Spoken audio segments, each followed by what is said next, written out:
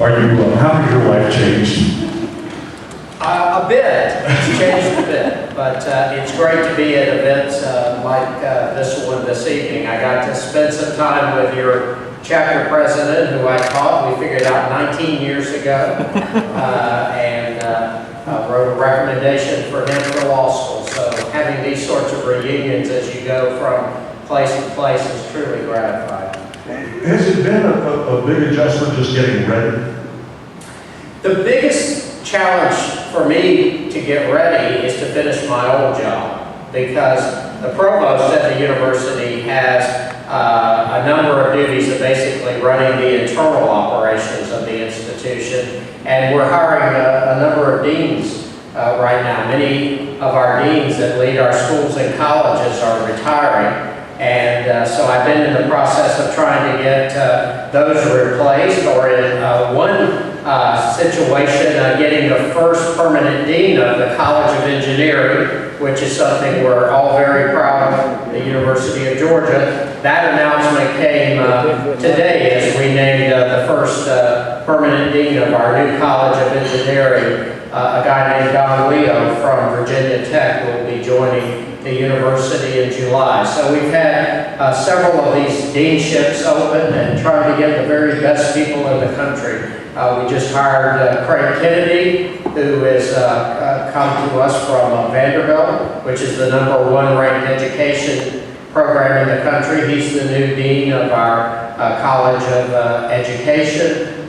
We just hired Charles Davis from the University of Missouri, which has the #1 ranked journalism program. He'll be our new dean of the Grady College of Journalism. So I think we're hiring some really talented individuals who will keep moving the university forward. And the select student body that Georgia is now attracting makes it easier to attract that type of talent to be dean for. Absolutely. You're right. This is going to be the strongest class in the history of the university, and we're proud of that. It's also a class that is turning out to be one so desirable that we've had more students accept than we anticipated. So we're actually going to have possibly as much as 100 students more than we had planned for, and so we're taking some arrangements now in our housing to make sure they're all ready for our students come August. But that's just a sign of the demand that we have for seats at the University of Georgia. Each year, the percentage of accepted students that choose Georgia keeps rising. What do you see in the future, Jere, for Georgia, for the university? Obviously, it's been on a huge roll, and I'm just wondering, what do you see down the road?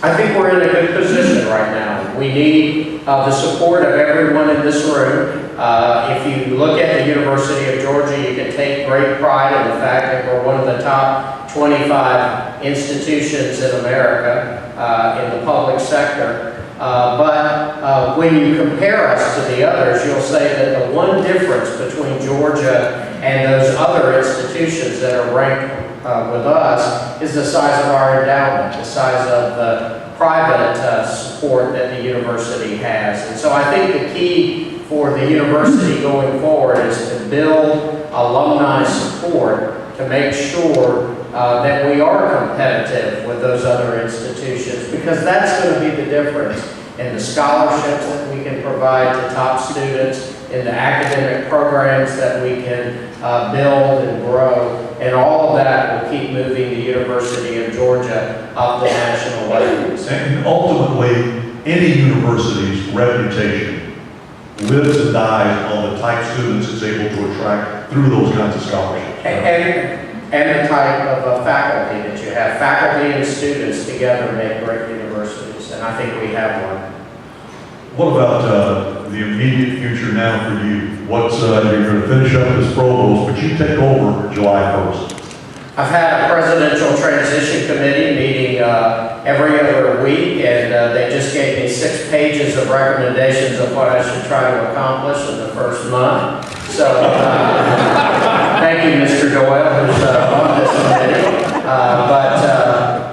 I'm going to stay pretty busy just trying to implement these recommendations. We're doing some reorganization of the university. I want to streamline some of the bureaucracy that the institution has. I want to make sure that we've got all the classes that we need for our students in the fall.